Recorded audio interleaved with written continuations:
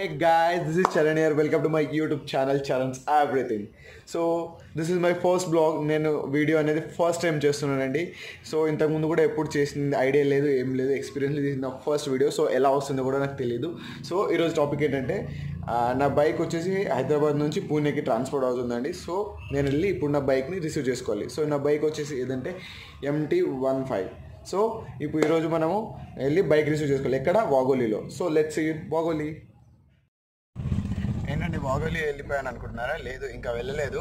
ప్రస్తుతానికైతే నేను మా ఫ్రెండ్స్ తోటి అందరం కార్లో వెళ్తున్నాము. రితేష్, రేఖ, తస్నా అండ్ కృణాల్ అందరం కలిసి వెళ్తున్నాము. వాళ్ళకి తెలుగు రాదు, నాకు ఒక్కడికే వచ్చు. వాళ్ళందరూ మహారాష్ట్రియన్, కేరళ అలా ఉన్నారు.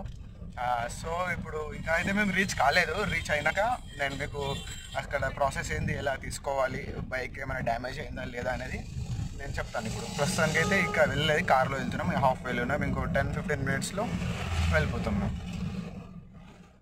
సో ఫైనల్లీ నవత ట్రాన్స్పోర్ట్కి అయితే రీచ్ అయిపోయినాం. ఇప్పుడు ఇక్కడ నా బైక్ ఉంది. సో అది ఇంకా ఓపెన్ చేయలేదు. అది ఓపెన్ చేసిన తర్వాత చూస్తాను ఏమైనా డ్యామేజ్ అయిందా లేదా అనేది. మా ఫ్రెండ్ కృణాల్, తస్నా, రేఖ అందరు దిష్టి బొమ్మలు నిల్చున్నారు. ఒక్క బండి కోసం 5 వచ్చినాం.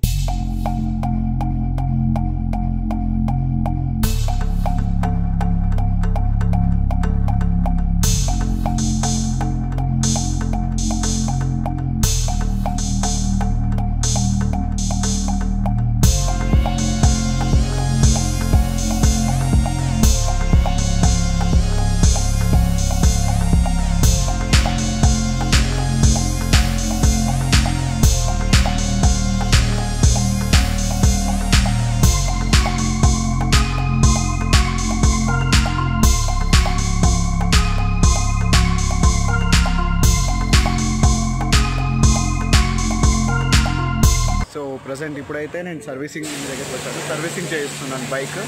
ఎందుకంటే అది కొంచెం అంత అగ్లీగా వచ్చింది, అంత డస్టీ ఉంది. అందుకే సర్వీసింగ్ చేయిస్తున్నాను. వాటర్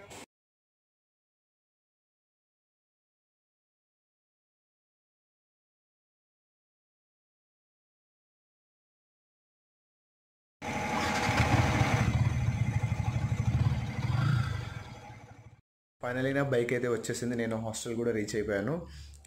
యాక్చువల్లీ మీకు ప్రాసెస్ అనేది చెప్పలేదు కదా. సో నా బైక్ వచ్చేసి హైదరాబాద్ నుంచి పూణే వాగోలీకి ట్రాన్స్పోర్ట్ అయింది. సో మీరు ఎవరైనా ట్రాన్స్పోర్ట్ చేయాలనుకుంటే ట్రాన్స్పోర్ట్కి ఏం అవసరం లేదండి. బైక్ RC ఒకటి జిరాక్స్ కాపీ ఇస్తే చాలు, వాళ్ళు మంచిగా ప్యాక్ చేసి పంపిస్తారు. సో బైక్ కొంతమందికి ఇండికేటర్ పోవడం, గ్లాస్ అది లైక్ మిర్రర్ పోవడం అది common, it's like just common. So నాకు మాత్రం ఒక నంబర్ ప్లేట్ మాత్రం పోయింది అనుకోండి. అది నంబర్ ప్లేట్ పోయింది, మిగతా అదే ప్రాబ్లం ఏం రాలేదు. బైక్ మాత్రం బాగుంది, అది ఒకటి చాలు. ఇంకొకటి బైక్ చాలా డస్టీ అయిపోయింది. సో దానికి నేను వాటర్ వాష్ చేయించాను. డస్టీ అఫ్కోర్స్ అవుతుంది ట్రాన్స్పోర్ట్ చేసినప్పుడు.